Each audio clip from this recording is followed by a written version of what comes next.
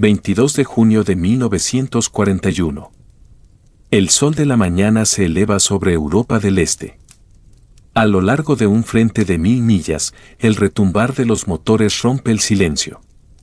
3 millones de soldados alemanes, apoyados por 600.000 vehículos y 3.500 tanques, se preparan para cruzar al territorio soviético. La Operación Barbarroja. La apuesta más ambiciosa de Adolf Hitler ha comenzado. A primera vista, parece imparable.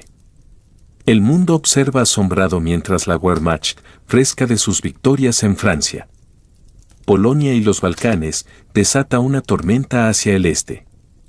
Pero detrás de la confianza y la propaganda, algo más está gestándose, algo fatal. Porque en esta campaña, Hitler dejaría de escuchar a los hombres que habían construido su máquina de guerra. Y esa decisión lo destruiría. El alto mando alemán, el Oberkommando der Heere, había advertido a Hitler desde el principio.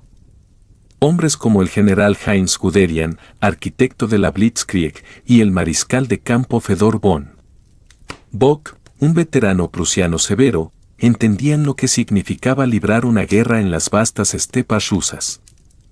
Ellos surgieron cautela, logística, ropa para el invierno, líneas de suministro que podían estirarse por cientos de millas, pero Hitler, ebrio de victoria y cegado por la ideología, los desestimó.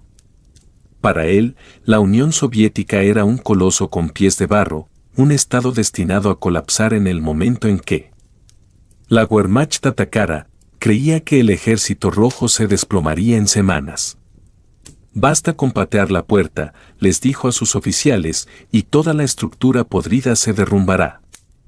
Sus generales sabían lo que ocurriría. Al principio, Hitler parecía tener razón. La Wehrmacht avanzó con una velocidad asombrosa. Minsk, Smolensk y Kiev cayeron en cuestión de semanas. Millones de soldados soviéticos fueron rodeados y capturados. Para finales del verano de 1941, las fuerzas alemanas habían avanzado casi 500 millas en territorio soviético, algo que ni siquiera Napoleón había logrado tan rápidamente. Berlín estalló en celebraciones. La propaganda nazi declaró la guerra en el este como prácticamente ganada, pero en el frente, los generales veían la verdad.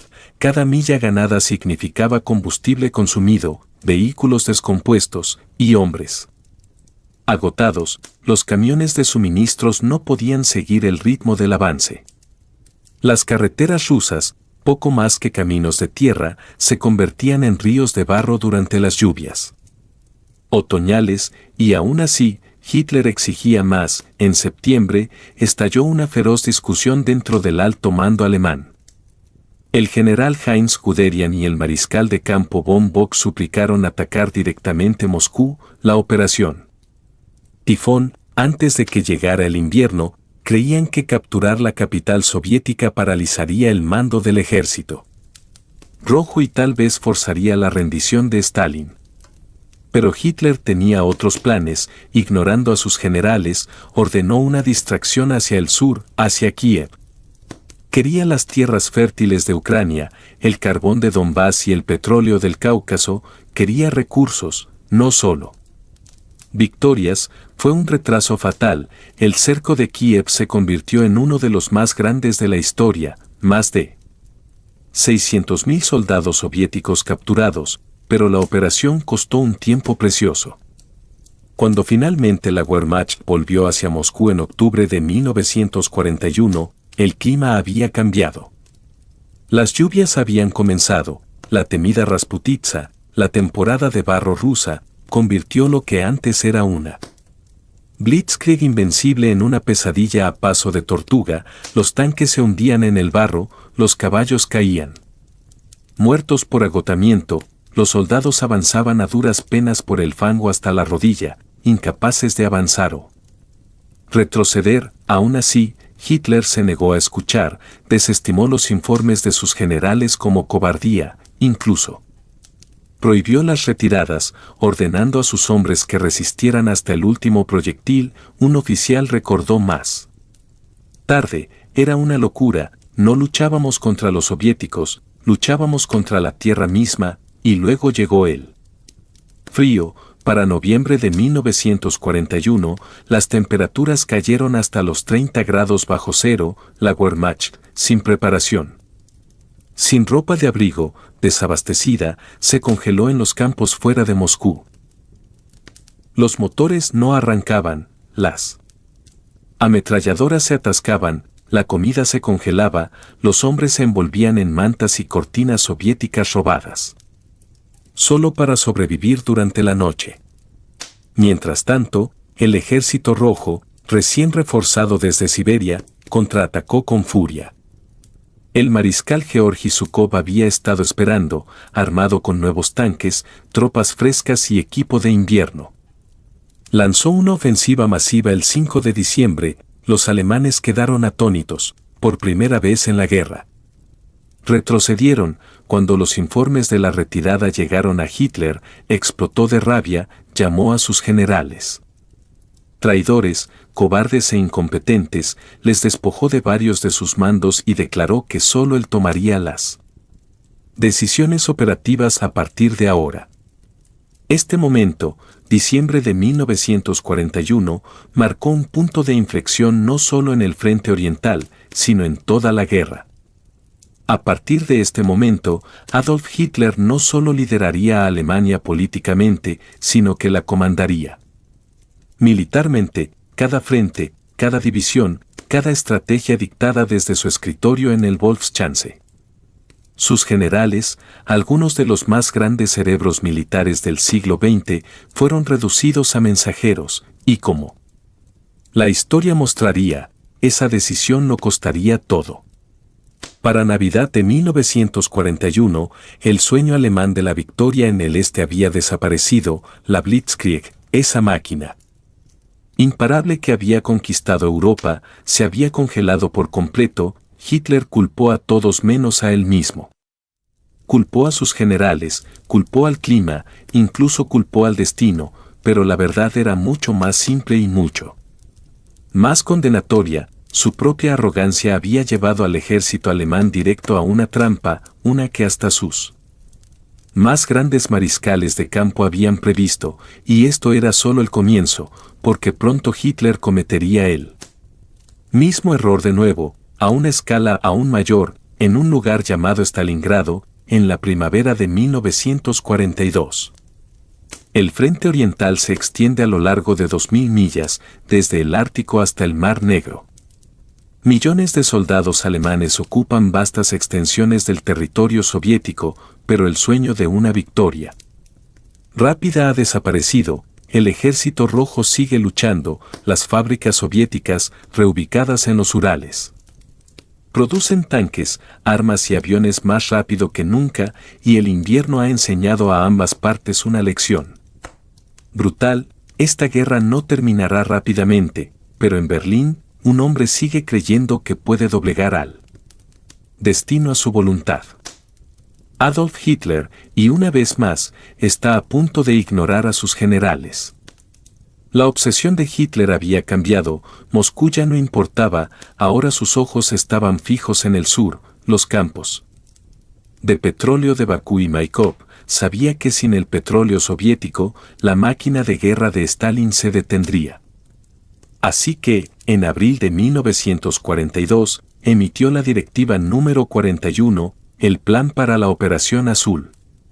Fall Blau, su objetivo, tomar el Cáucaso y asegurar el río Volga, pero sus generales le advirtieron. El ejército estaba agotado, las líneas de suministro sobrecargadas y la resistencia soviética en aumento. El mariscal de campo Fedor von Bock propuso un avance único y enfocado. El general Franz Halder advirtió sobre dividir al ejército.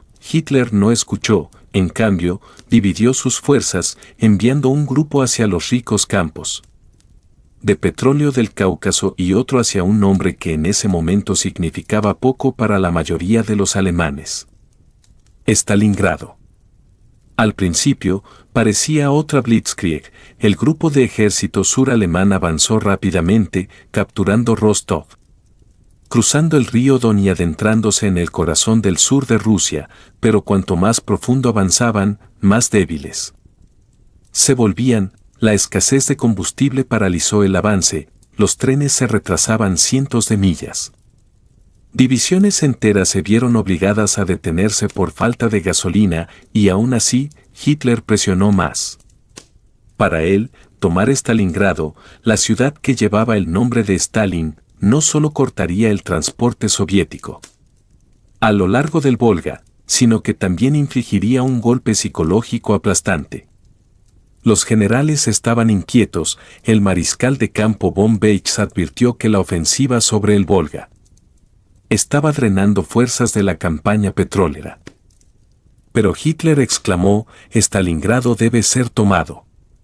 No lo dejaré al enemigo como símbolo, y así, el Sexto Ejército, bajo el mando del general Friedrich Paulus, recibió sus órdenes: tomar Stalingrado a toda costa.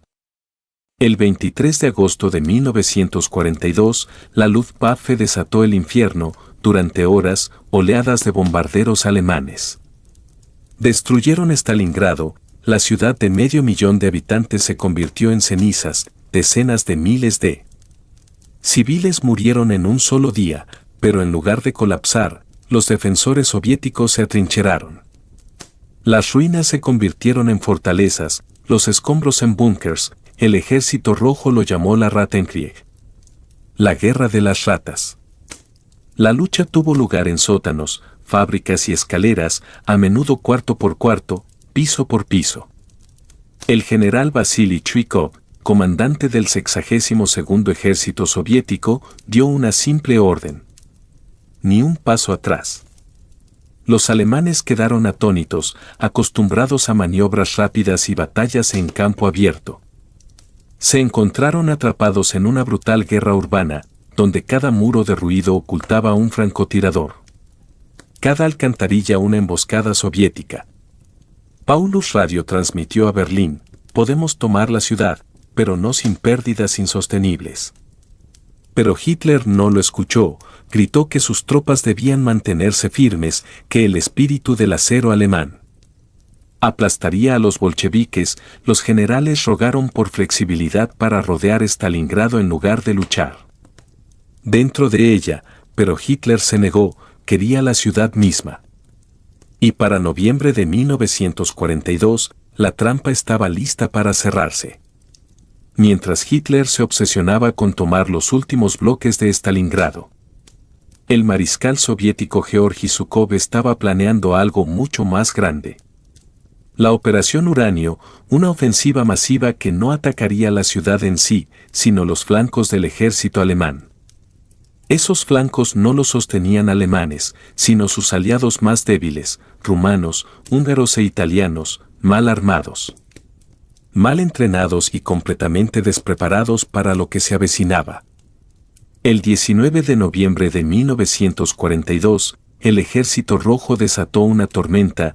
Miles de cañones de artillería rugieron. A través de la estepa, tanques y soldados soviéticos atravesaron las líneas rumanas al norte y al sur de Stalingrado. En 72 horas, los dos frentes se encontraron en el pueblo de Kalach. El Sexto Ejército, más de 250.000 hombres, estaba rodeado. El pánico se apoderó de las tropas cercadas. El general Paulus solicitó de inmediato permiso para retirarse, para luchar hacia el oeste y reunirse con el resto del ejército, pero en Prusia Oriental, Hitler explotó, prohibió la retirada. El Sexto Ejército resistirá, declaró, formará una fortaleza en Stalingrado y se mantendrá hasta ser aliviado. Sus propios generales, Manstein, Sietzler, incluso Göring, advirtieron que era imposible. Los suministros ya se agotaban, el invierno se acercaba y las fuerzas soviéticas rodeaban a los alemanes por todos lados, pero Hitler los desestimó. Creía que la Luftwaffe podría abastecer al Sexto Ejército por aire, una fantasía. Para sobrevivir, el ejército necesitaba 600 toneladas de suministros al día, la Luftwaffe podía entregar apenas 100.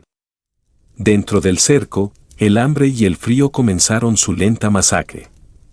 los hombres sacrificaban caballos para alimentarse, quemaban muebles para calentarse. La congelación les ennegrecía las extremidades, cada día, cientos morían congelados. Y aún así, Hitler exigió que lucharan. Cuando Manstein lanzó la Operación Tormenta de Invierno, un intento desesperado de rescatar al ejército atrapado. Paulus rogó que lo dejara escapar y encontrarse con él a mitad de camino. Hitler se negó nuevamente. El sexto ejército resistirá en Stalingrado, dijo, será el símbolo de la determinación alemana. Pero para enero de 1943, ese símbolo era un cementerio. El 31 de enero de 1943, el general Friedrich Paulus, ahora ascendido a mariscal de campo, se rindió a los soviéticos. Hitler esperaba que se suicidara, no que se rindiera. Ningún mariscal de campo alemán había sido capturado vivo. Exclamó furioso, pero Paulus se negó a morir por una causa perdida. Cuando los interrogadores soviéticos le preguntaron por qué desobedeció a Hitler, Paulus dijo, según se cuenta, no tengo intención de suicidarme por ese cabo bohemio. La batalla de Stalingrado había terminado. Alemania perdió más de 300.000 hombres, muertos, capturados o desaparecidos. Fue la derrota más grande de su historia militar. Y destrozó el mito de la invencibilidad nazi. En el silencio que siguió, Hitler se negó a aceptar la responsabilidad.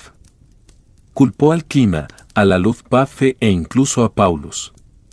Pero la verdad era clara para todos en el alto mando. Su negativa a escuchar había condenado al sexto ejército. El mariscal de campo Manstein escribió más tarde: las órdenes del Führer fueron un suicidio, convirtió la victoria en aniquilación. Pero incluso después de este desastre, Hitler no aprendió nada. En lugar de confiar en sus generales, apretó más el control, asumiendo personalmente el mando del frente oriental. Y prohibiendo cualquier retirada estratégica. Su arrogancia había convertido a Stalingrado en una trampa, y pronto destruiría no solo un ejército, sino el Reich entero. A pesar de la derrota en Stalingrado, Hitler no vaciló. En su mente, la guerra en el este aún estaba lejos de ser perdida. La Wehrmacht, aunque golpeada, seguía siendo un ejército formidable, y el Führer, en su egocentrismo y determinación férrea, consideraba que la victoria era solo cuestión de tiempo. Había decidido no solo luchar contra el ejército rojo, sino también contra los elementos, contra la voluntad de sus propios generales e incluso contra la realidad misma. Sin embargo, cada decisión tomada tras la catástrofe de Stalingrado solo parecía arrastrarlo más hacia el abismo. En la primavera de 1943, los ejércitos alemanes, aún reorganizándose tras la humillación de Stalingrado, recibieron un nuevo desafío: la resistencia feroz de los soviéticos. El ejército rojo había aprendido de sus derrotas. Ahora, con las fuerzas de Stalin bien reagrupadas y alimentadas por la industria soviética, los rusos se habían convertido en una amenaza formidable. Mientras tanto, Hitler seguía confiando en las promesas de su Luftwaffe y en los generales que, aunque ahora más cautos, se sentían impotentes frente a la arrolladora dirección del Führer.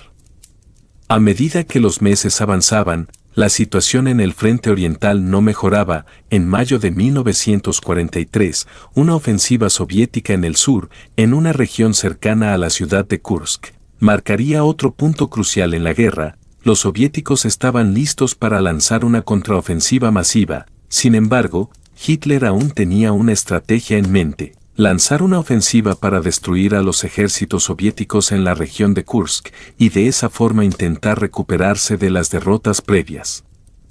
La batalla de Kursk, la última oportunidad de la Wehrmacht. La batalla de Kursk, que tuvo lugar en julio de 1943, se ha convertido en un símbolo de la resistencia soviética y de la terquedad alemana. En ella, las fuerzas de la Wehrmacht intentaron lo que parecía una última gran ofensiva en el este. Hitler decidió lanzar una ofensiva en la ciudad de Kursk, en lo que los alemanes llamaron la Operación Ciudadela. Esta operación fue planificada como un golpe decisivo que, según Hitler, podría cambiar el curso de la guerra en el frente oriental. El plan era dividir el frente soviético y destruir al ejército rojo en una serie de batallas móviles, pero el liderazgo soviético, bajo el mando de Zhúkov, había previsto el movimiento y había preparado una defensa impresionante. Las líneas alemanas estaban al borde del colapso, pero el Führer, cegado por su voluntad de ganar, no permitió ninguna retirada. En su mente, esta batalla sería la que restauraría la gloria alemana y marcaría el principio del fin de la guerra en el este. Sin embargo, la realidad fue completamente diferente. En lugar de una victoria fulgurante, los alemanes encontraron una resistencia que no esperaban. La batalla se convirtió en una guerra de desgaste, con las fuerzas alemanas quedando atrapadas en un frente móvil y bajo el constante asedio soviético. La ofensiva de Ciudadela fracasó rotundamente y la Wehrmacht comenzó a perder terreno en el este. El colapso en Italia, el duro golpe en el frente occidental. Mientras tanto, el frente occidental también comenzaba a agrietarse. Los aliados, tras el exitoso desembarco en Sicilia en 1943, se preparaban para invadir Italia. Este movimiento obligó a Hitler a dividir sus fuerzas, enviando tropas del frente oriental al oeste, lo que debilitó aún más su capacidad para resistir en la Unión Soviética. La invasión de Italia en septiembre de 1943 resultó en una rápida retirada alemana hacia el norte, pero las fuerzas italianas, débiles y poco motivadas, no pudieron frenar el avance aliado. Los italianos, hartos de la guerra, se rendían masivamente o simplemente se unían a los aliados. El desastre de Stalingrado parecía estar repitiéndose a escala global. El Tercer Reich se encontraba luchando en varios frentes simultáneamente y a pesar de la supuesta invencibilidad de la Wehrmacht, las derrotas seguían sumándose una tras otra. En cuanto a la Luftwaffe, la aviación alemana había perdido gran parte de su supremacía aérea. Los bombarderos aliados ya volaban sin temor sobre las ciudades alemanas y la defensa aérea del Reich, una vez imbatible, había caído en la debilidad. La amenaza del bombardeo aliado sobre Berlín y otras ciudades alemanas fue constante. En ese contexto, la figura de Hitler se iba volviendo más autoritaria, más aislada. Sus decisiones seguían siendo dictadas no por la realidad del campo de batalla, sino por su inquebrantable ideología y su necesidad de ser el líder indiscutido en todos los aspectos de la guerra. El desembarco de Normandía, la guerra en el frente occidental toma otra dimensión. Con el avance aliado por Italia y el creciente peligro de un desembarco en el norte de Francia, Hitler se vio obligado a reforzar el frente occidental. La invasión aliada de Normandía, conocida como el Día D, tuvo lugar el 6 de junio de 1944. El golpe que representó esta invasión fue devastador para la Wehrmacht. A pesar de que Hitler mantenía un férreo control sobre el Tercer Reich, no pudo evitar que sus fuerzas estuvieran completamente desbordadas. El desembarco se realizó en una zona relativamente débilmente defendida, y los aliados rápidamente lograron establecer un puente de salida hacia el corazón de Europa. Desde allí, la ofensiva aliada avanzó rápidamente hacia el este, atravesando las líneas alemanas y destruyendo lo que quedaba del poder militar del Reich. La Luftwaffe, ya debilitada, apenas pudo ofrecer resistencia, y las fuerzas alemanas comenzaron a retirarse hacia el interior de Francia y Alemania.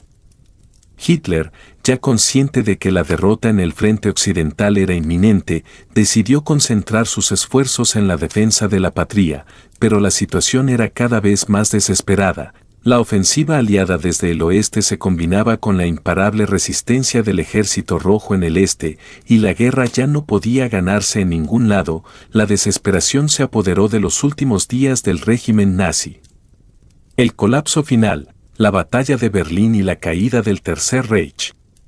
La caída de Berlín, el último bastión de la resistencia alemana, llegó en la primavera de 1945. Los soviéticos, tras haber atravesado Polonia, llegaron finalmente a las puertas de la capital alemana. El 16 de abril de 1945, las tropas del mariscal Zhúkov iniciaron el asedio a la ciudad. A medida que los soviéticos avanzaban, los defensores alemanes, bajo el mando de Hitler, intentaban resistir a toda costa. Sin embargo, las fuerzas alemanas eran ya una sombra de lo que habían sido. El Tercer Reich se desmoronaba por completo. Dentro del Führerbunker, el cuartel general de Hitler, la desesperación era total, mientras las fuerzas soviéticas se acercaban cada vez más a su búnker subterráneo. Hitler comenzó a perder el contacto con la realidad. Durante los últimos días de abril, el Führer se refugió en su propio delirio, incapaz de enfrentar la inevitable derrota. Finalmente, el 30 de abril de 1945, Hitler, rodeado por los escombros de su propio imperio, se suicidó en su búnker de Berlín. La caída de Berlín significó el colapso definitivo del Tercer Reich. El 7 de mayo de 1945, Alemania firmó su rendición incondicional, poniendo fin a la Segunda Guerra Mundial en Europa. Sin embargo, la victoria de los aliados fue amarga, pues las huellas del régimen nazi eran profundas y las consecuencias del conflicto devastadoras. El legado de la guerra y la caída de Hitler. El régimen de Adolf Hitler dejó una marca indeleble en la historia mundial. La barbarie del nazismo, los horrores del Holocausto y las atrocidades cometidas por las fuerzas alemanas durante la guerra dejaron una herida profunda en la humanidad. La Segunda Guerra Mundial, con sus millones de muertos, su destrucción masiva y la caída del régimen nazi, cambió el curso de la historia para siempre. La figura de Hitler, que al principio fue vista por muchos como un líder carismático y unificador, terminó siendo un símbolo de la locura, la arrogancia y el fanatismo. Sus decisiones, basadas en ideologías peligrosas y distorsionadas, llevaron a la destrucción de su país, de su ejército y, finalmente, de su propio régimen. La negativa de Hitler a escuchar a sus generales, a reconocer la realidad del campo de batalla y su empeño en seguir adelante con sus propios planes, sin importar los costos, lo llevaron a la ruina. La caída de Berlín y el final de la guerra en Europa fueron solo el comienzo de una nueva era. La Guerra Fría comenzó a formarse, y el mundo se dividió en dos bloques antagónicos: el bloque occidental, liderado por los Estados Unidos, y el bloque oriental, bajo la influencia de la Unión Soviética. Alemania fue dividida en dos, y las lecciones de la Segunda Guerra Mundial fueron profundas y duraderas. Pero el recuerdo de Hitler, su régimen y las consecuencias de su guerra continúan siendo una advertencia para las generaciones futuras. En su intento por conquistar el mundo, Hitler no solo destruyó a su propio pueblo, sino que cambió el destino de toda la humanidad. Y mientras el Tercer Reich ya no existe, las cicatrices que dejó en la historia nunca se olvidarán: la caída del Tercer Reich y la dura realidad postguerra. La última batalla por Berlín simbolizó el colapso de un imperio que había perseguido la supremacía mundial. La ciudad, que alguna vez fue el corazón palpitante del Tercer Reich, ahora se encontraba rodeada, tomada y destrozada. Los soldados alemanes, muchos de los cuales eran adolescentes o viejos, luchaban con desesperación, sabiendo que la derrota era inminente, pero aún aferrándose a la idea de que la causa nazi podía ser salvada, incluso si no fuera más que por un tiempo. La propaganda seguía funcionando en los últimos días, pero la evidencia en las calles de Berlín era clara: la maquinaria de guerra alemana se había desintegrado. Para los soviéticos, la caída de Berlín no fue solo una victoria militar, sino también un acto simbólico. Con la captura de la capital alemana, los soviéticos no solo derrotaban a los nazis, sino que también demostraban al mundo que el régimen de Hitler había sido derrotado, no por los aliados occidentales, sino por el Ejército Rojo, que había soportado las peores atrocidades de la guerra, pero que ahora estaba dispuesto a vengarse. La sombra del Holocausto.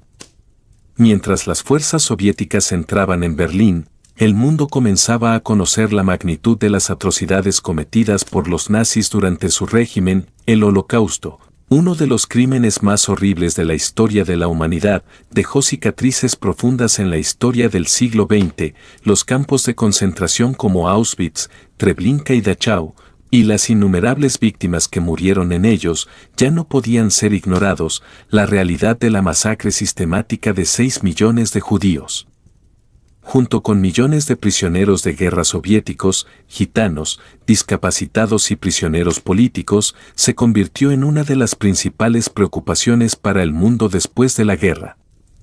El impacto psicológico de este genocidio fue tremendo, y las personas que sobrevivieron al Holocausto pasaron sus vidas tratando de reconstruir lo que había sido destruido. Los líderes aliados, conscientes de la magnitud del crimen, comenzaron a formar planes no solo para juzgar a los responsables, sino para asegurarse de que algo así nunca se repitiera.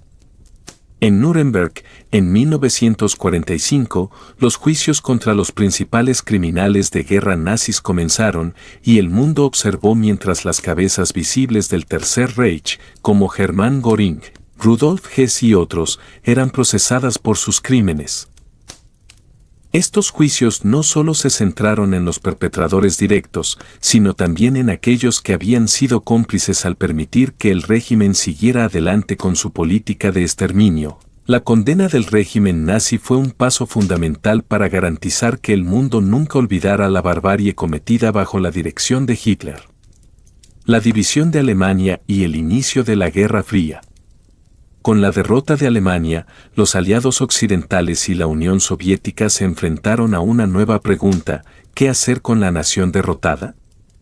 Durante la guerra, se habían discutido varias opciones, pero la pregunta se volvía más urgente a medida que las fuerzas alemanas se rendían. Para los soviéticos, la prioridad era asegurar que Alemania nunca pudiera ser una amenaza nuevamente, mientras que los aliados occidentales querían evitar que el país cayera completamente bajo el control de Stalin. La decisión de dividir Alemania en 4 zonas de ocupación fue tomada en la Conferencia de Yalta de 1945, con los aliados occidentales, Estados Unidos, Reino Unido y Francia, y la Unión Soviética, cada uno tomando una parte del país. Berlín, aunque situada en la zona soviética, también fue dividida en 4 sectores. Sin embargo, las tensiones comenzaron a crecer rápidamente entre los aliados occidentales y la Unión Soviética. Stalin, quien había comenzado a expandir su influencia sobre Europa del Este, no tenía la intención de liberar a esos países del yugo comunista, mientras que los aliados occidentales luchaban por evitar una Europa dominada por el régimen soviético. Este conflicto de intereses sentó las bases para lo que se conocería como la Guerra Fría. A medida que las tensiones entre los bloques se intensificaban, las diferencias ideológicas entre el capitalismo y el comunismo se volvieron más evidentes. La división de Alemania se convirtió en un símbolo de esta polarización global. En 1949, Alemania fue oficialmente dividida en 2 países: la República Federal de Alemania, RFA, en el oeste, bajo la influencia de los Estados Unidos y sus aliados, y la República Democrática Alemana, RDA, en el este, bajo el control soviético. Berlín, la ciudad que había sido el centro del régimen nazi, se convirtió en el epicentro de esta nueva confrontación. El efecto en la sociedad alemana y la psicología del pueblo alemán. La derrota de Hitler y la caída del Tercer Reich dejaron a la sociedad alemana en un estado de confusión y devastación. La guerra no solo había destruido la infraestructura del país, sino también el alma de su gente. Miles de familias alemanas se vieron desplazadas, perdiendo a seres queridos en el conflicto o siendo parte de las tropas que se rindieron o fueron apresadas por los soviéticos. La vergüenza nacional que sentía Alemania tras el colapso de su régimen fue inmensa, pero también lo fue el esfuerzo por reconstruir la nación desde las cenizas de la derrota. El proceso de desnazificación fue largo y arduo. Muchos alemanes se vieron obligados a enfrentar el pasado, ya que el régimen nazi había penetrado tan profundamente en la sociedad que no todos podían decir que no sabían lo que estaba sucediendo en los campos de concentración o en las batallas del Este. Por supuesto, no todos los ciudadanos alemanes eran culpables de los crímenes del régimen, pero el peso de la culpa colectiva recayó sobre muchas de las generaciones que habían vivido bajo la influencia de Hitler. Los niños y jóvenes alemanes que sobrevivieron a la guerra crecieron con la sombra del nazismo sobre ellos. Muchos de ellos fueron testigos de la destrucción total de su país y de la desilusión de su propia identidad. A medida que las generaciones posteriores intentaban reconstruir una sociedad democrática, el proceso de reconciliación con el pasado nazi fue complejo y lleno de tensiones. La revolución tecnológica y la reconfiguración de Europa.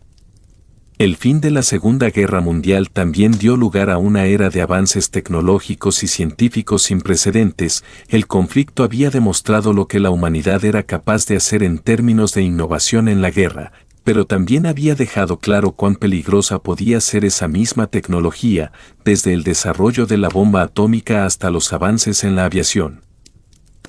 La guerra había acelerado la investigación y el desarrollo en todo el mundo. El hecho de que la ciencia y la tecnología fueran ahora más que nunca armas de destrucción masiva cambió las reglas del juego en términos de poder militar. Pero en Europa, la guerra también impulsó la creación de nuevas instituciones políticas y económicas que intentaban evitar futuros conflictos. En 1951, se creó la Comunidad Europea del Carbón y del Acero, la cual sería la base de lo que más tarde se convertiría en la Unión Europea. Los países europeos comenzaron a comprender que la cooperación era la única manera de evitar otra catástrofe como la que había sacudido al continente durante las 3 décadas anteriores. Los Estados Unidos, por su parte, se vieron obligados a asumir un papel de liderazgo en el mundo occidental. Con la derrota de Alemania y Japón, se convirtieron en la superpotencia dominante. Este nuevo orden mundial, que surgió de las cenizas de la Segunda Guerra Mundial, marcaría el comienzo de una era de influencia estadounidense y de una competencia sin cuartel con la Unión Soviética. La sombra de Hitler persiste. A pesar de la caída de su régimen, la sombra de Adolf Hitler persistió durante muchos años en la memoria colectiva. Sus ideales, aunque desacreditados, seguían siendo una fuente de inspiración para algunos grupos marginales que no habían aceptado la derrota del Tercer Reich. El neofascismo, el antisemitismo y el nacionalismo extremista se convirtieron en problemas recurrentes en muchas partes de Europa, particularmente en aquellos países que aún luchaban por superar las consecuencias de la guerra. Aunque la Alemania de la posguerra trató de redimir su imagen en el escenario mundial, nunca podría escapar completamente del legado de su pasado. En la década de 1960, la llegada de la generación de posguerra trajo consigo una nueva perspectiva sobre la guerra y su legado. Los movimientos de derechos civiles, los estudios sobre el Holocausto y la reflexión filosófica sobre los horrores del nazismo ayudaron a dar forma a una nueva identidad alemana que rechazaba la ideología de Hitler. El mundo hoy, reflexiones sobre la herencia de la guerra.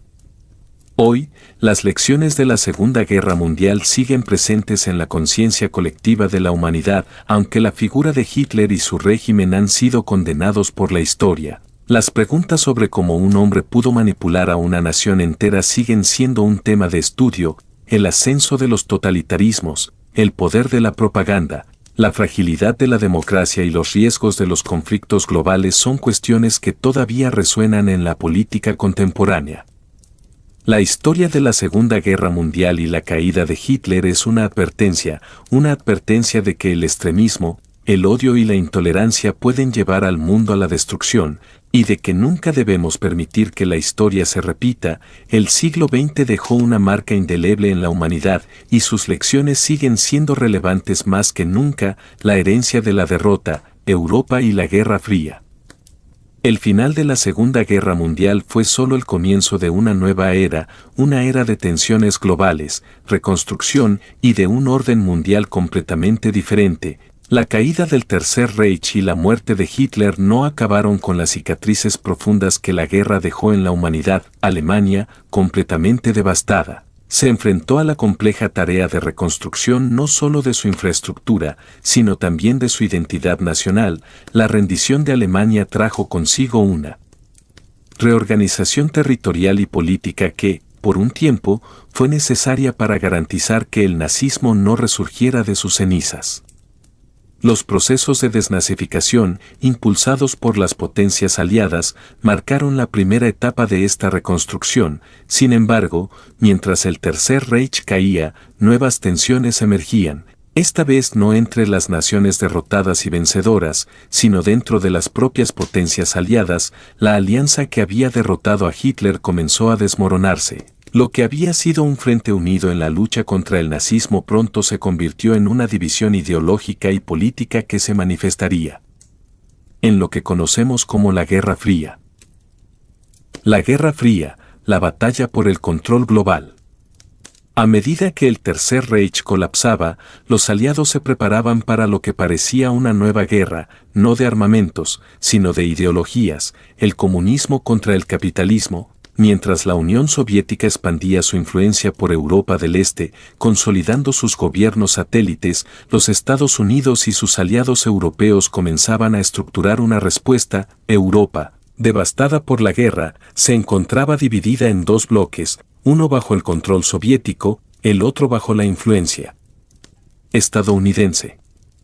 Los eventos que siguieron marcaron un nuevo curso para la historia. En 1947 se adoptó el Plan Marshall, una iniciativa estadounidense para la reconstrucción económica de Europa, mientras que, en el mismo momento, los soviéticos implementaban su propio modelo en los países de Europa del Este. Alemania, el corazón de Europa, se dividió en dos, con el oeste bajo control estadounidense, británico y francés, y el este bajo dominio soviético. Berlín, la ciudad que había sido la capital del Tercer Reich, se convirtió en un símbolo de esta división global. El enfrentamiento por Berlín fue uno de los primeros actos visibles de la Guerra Fría. En 1948, Stalin, en un intento por consolidar el control sobre toda la ciudad, bloqueó las rutas de acceso a Berlín Occidental. La respuesta de los aliados fue la famosa Puente Aéreo de Berlín, un esfuerzo logístico sin precedentes para abastecer a la ciudad bloqueada.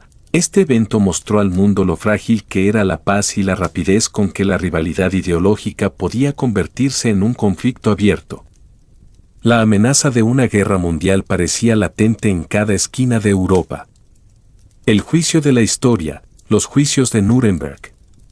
Mientras el continente se sumía en la Guerra Fría, los horrores de la guerra que Hitler desató no podían ser olvidados. Los juicios de Nuremberg, que comenzaron en noviembre de 1945, fueron una respuesta a la brutalidad del régimen nazi y a la necesidad de justicia para las víctimas del Holocausto. Allí, los principales líderes del Tercer Reich fueron procesados por crímenes de guerra, crímenes contra la humanidad y genocidio. Los juicios no solo se centraron en los criminales de guerra más conocidos como Hermann Göring, Rudolf Hess y otros, sino que también expusieron la magnitud de la maquinaria nazi que se había infiltrado en todos los niveles de la sociedad alemana. Fue un recordatorio de lo que puede ocurrir cuando una nación permite que el poder absoluto esté concentrado en manos de un solo hombre, como lo estuvo en el caso de Hitler, a pesar de los esfuerzos de los abogados defensores de los nazis para argumentar que solo estaban cumpliendo órdenes. Los juicios dejaron claro que la responsabilidad individual por actos atroces no puede ser eludida bajo el pretexto de obedecer órdenes superiores.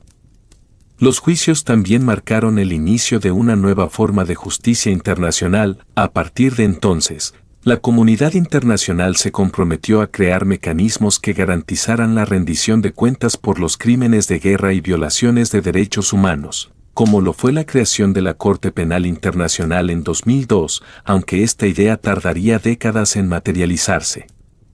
La destrucción de la ciudadanía alemana y la batalla por la reconstrucción. Después de la guerra, las ciudades alemanas, incluidas Berlín, Hamburgo y Dresde, fueron reducidas a escombros. La violencia de la guerra, los bombardeos aéreos masivos, la desindustrialización y la pobreza extrema dejaron a Alemania sumida en un caos absoluto. En las zonas bajo control estadounidense y británico, los soldados aliados tuvieron que enfrentarse a las consecuencias de la ocupación nazi, mientras trataban de reconstruir la nación de manera que fuera compatible con los valores democráticos. En el este, los soviéticos tenían sus propios planes para el futuro de Alemania, planeando una reconstrucción bajo el modelo comunista, lo que colocó a las dos mitades de Alemania en dos caminos completamente diferentes. La población alemana, particularmente las generaciones más jóvenes, se vio atrapada entre las ruinas de su propia nación y la presión de los ocupantes.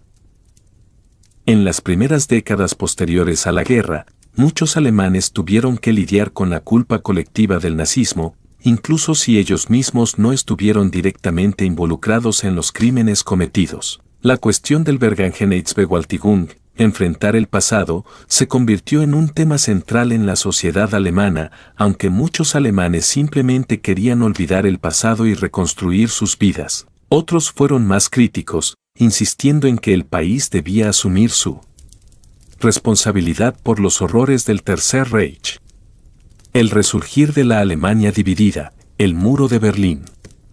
El punto culminante de la división de Alemania ocurrió en 1961 con la construcción del muro de Berlín, una estructura de hormigón que dividió físicamente la ciudad de Berlín en dos partes: Berlín Oriental, bajo el control soviético, y Berlín Occidental, bajo el control de los aliados occidentales. La construcción del muro fue un intento de la Alemania comunista de evitar la fuga masiva de ciudadanos del este al oeste, especialmente los jóvenes y los profesionales que buscaban escapar del régimen opresivo de la RDA. Este evento no solo marcó la división de Alemania, sino que también se convirtió en el símbolo más visible de la Guerra Fría. Berlín se convirtió en el epicentro de la confrontación entre las dos superpotencias, los Estados Unidos y la Unión Soviética. A pesar de la represión, muchos alemanes en el este seguían soñando con la reunificación y el fin de la dictadura comunista. La vida en la Alemania del Este era muy distinta a la del oeste. Mientras que la RFA experimentaba una prosperidad económica durante el milagro económico alemán, la RDA luchaba por mantenerse a flote, con una economía centralizada y una creciente insatisfacción social. El regreso de la Alemania unificada. La caída del muro de Berlín en 1989 representó el fin de la Guerra Fría y, en muchos aspectos, el colapso del modelo soviético en Europa. Las reformas de Mikhail Gorbachov en la Unión Soviética, que incluían la política de glasnost, apertura y perestroika, reestructuración, allanaron el camino para el colapso de los regímenes comunistas de Europa del Este. Alemania, finalmente, volvió a unirse en 1990, pero el proceso de reunificación fue largo y complicado, con desafíos económicos, políticos y sociales. La Alemania del Este, que había sido gobernada bajo un régimen represivo, tardó años en adaptarse a los nuevos sistemas democráticos y capitalistas que imperaban en el oeste. No obstante, la reunificación de Alemania también fue una señal de esperanza para los países de Europa del Este, que veían en ello la posibilidad de liberarse del yugo comunista. Reflexiones finales sobre el legado de Hitler y la Segunda Guerra Mundial. Hoy en día, el mundo sigue luchando con las lecciones de la Segunda Guerra Mundial y el legado del régimen nazi. La figura de Hitler, su ascenso al poder y las atrocidades que cometió, siguen siendo un tema de estudio y reflexión en la sociedad contemporánea. La memoria de los horrores del nazismo continúa siendo un recordatorio del peligro que representa el extremismo y el autoritarismo. La destrucción de Hitler fue definitiva, pero la historia de la guerra y sus lecciones permanecen con nosotros. Cada generación debe recordar los horrores de la Segunda Guerra Mundial, no solo como una lección sobre los horrores del pasado, sino como una advertencia para el futuro. La lucha contra el totalitarismo y la intolerancia sigue siendo una batalla constante en todas las sociedades del mundo. A pesar de que el Tercer Reich ya no existe, las cicatrices de esa época perduran, influyendo en las políticas, relaciones internacionales y el pensamiento social del siglo XXI. La Alemania postguerra. Reconstrucción y cicatrices del pasado.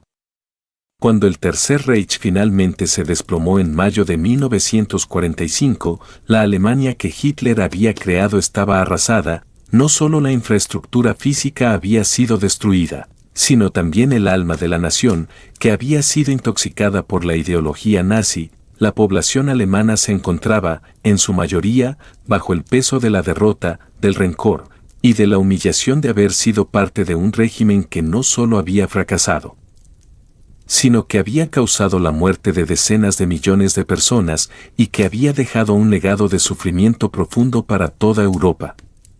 La Alemania que emergió tras la Segunda Guerra Mundial era una nación dividida. El proceso de desarme y desnazificación implementado por las potencias vencedoras fue largo y arduo. La ocupación aliada dividió al país en 4 zonas: la soviética, la británica, la francesa y la estadounidense. Berlín, la antigua capital, fue también dividida en 4 sectores.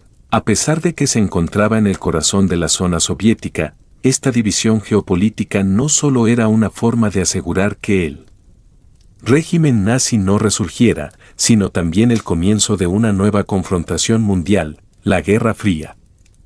El muro de Berlín y la división de Europa. A medida que avanzaba la década de 1940, la Guerra Fría comenzó a tomar forma, mientras los aliados occidentales y la Unión Soviética colaboraban para derrotar a Hitler. Las diferencias ideológicas que los separaban eran irreconciliables. El mundo se dividió en 2 bloques antagónicos: el bloque soviético, que estaba bajo la influencia de Stalin y el Partido Comunista, y el bloque occidental, que estaba liderado por los Estados Unidos y las naciones democráticas de Europa. A principios de 1949, Alemania fue formalmente dividida en 2 países: la República Federal de Alemania, RFA, en el oeste, bajo la influencia estadounidense y de los aliados occidentales, y la República Democrática Alemana, RDA, en el este, bajo el control soviético. Berlín, aunque estaba situado en la zona oriental, fue también dividido, y el muro de Berlín fue erigido en 1961, simbolizando la división de Europa y el enfrentamiento directo entre el capitalismo y el comunismo. La construcción del muro fue una respuesta a la creciente ola de refugiados que huían de la Alemania del Este, buscando una vida mejor en el oeste. En su desesperación por mantener el control sobre su parte de Alemania, los soviéticos levantaron una barrera física que separaba a las familias, a los amigos y a la nación misma. Durante 28 años, el muro de Berlín sería el símbolo más visible de la Guerra Fría, y la división de Alemania y de Europa se mantendría como un doloroso recordatorio de los horrores de la guerra. El milagro económico alemán y la rehabilitación del país. Sin embargo, a pesar de las cicatrices de la guerra y de la humillación de la derrota, Alemania experimentó un sorprendente resurgimiento económico durante las décadas posteriores a la Segunda Guerra Mundial. A partir de 1948, la RFA, bajo la influencia de los Estados Unidos y el Plan Marshall, comenzó a experimentar lo que se conocería como el milagro económico alemán. La economía creció de manera impresionante y la industrialización se aceleró, lo que permitió a Alemania Occidental recuperar rápidamente su nivel de vida. La política de reconstrucción de Alemania Occidental también se basó en la incorporación de valores democráticos y en la creación de instituciones que reforzaran el sistema de mercado libre y los derechos humanos. A pesar de que el recuerdo del nazismo aún pesaba sobre la nación, el pueblo alemán comenzó a reconstruir no solo sus ciudades, sino también su identidad, con un fuerte compromiso con la democracia y el respeto a los derechos humanos. En la Alemania del Este, las cosas eran diferentes. La RDA, bajo el control soviético, adoptó un sistema comunista centralizado, donde el gobierno de la Alemania Oriental estuvo marcado por la represión política y la falta de libertades. El régimen de la RDA estaba obsesionado con mantener el control sobre la población, lo que llevó a la creación de un sistema de vigilancia masiva. En los primeros años de existencia de la Alemania del Este, la propaganda del Partido Comunista prometía prosperidad y justicia social, pero la realidad era muy distinta. Mientras tanto, en el oeste, la democracia se consolidaba rápidamente y el país se integraba en las instituciones internacionales como la OTAN y la Comunidad Económica Europea, más tarde conocida como la Unión Europea. En el ámbito político, la democracia alemana floreció con la creación de una constitución que protegía las libertades individuales y los derechos humanos. Principios que habían sido destruidos por el régimen nazi. La desnazificación y la larga sombra del pasado. El proceso de desnazificación, que buscaba eliminar los vestigios del régimen nazi en la sociedad alemana, no fue sencillo para muchas personas que habían estado involucradas, de alguna forma, en el régimen de Hitler. Enfrentar la realidad de lo que habían permitido o incluso fomentado durante los años del Tercer Reich fue un desafío. Aquellos que habían sido miembros del partido nazi, o que de alguna manera se habían beneficiado de su política, tuvieron que ser investigados, y muchos fueron juzgados por sus crímenes de guerra. Aunque algunos, como los principales criminales de guerra que fueron procesados en los juicios de Nuremberg, recibieron su merecido castigo, muchos otros eludieron la justicia o vivieron con la culpa de haber formado parte de un sistema que causó tanto sufrimiento. La sociedad alemana tuvo que enfrentarse a su pasado y a la incomodidad de saber que incluso aquellos que no eran parte activa del régimen nazi, en muchos casos, se habían quedado callados ante las atrocidades cometidas. A lo largo de las décadas siguientes, Alemania vivió con la carga de la culpa colectiva. En los años 60 y 70, surgieron movimientos en los que los jóvenes de la posguerra comenzaron a cuestionar a sus padres y abuelos, algunos de los cuales, aunque no necesariamente nazis, no habían hecho lo suficiente para detener el régimen. Este fenómeno generó un diálogo entre las generaciones, con debates sobre la responsabilidad histórica y la construcción de una nueva Alemania que no estuviera vinculada a la ideología nazi. El auge y la caída del muro de Berlín.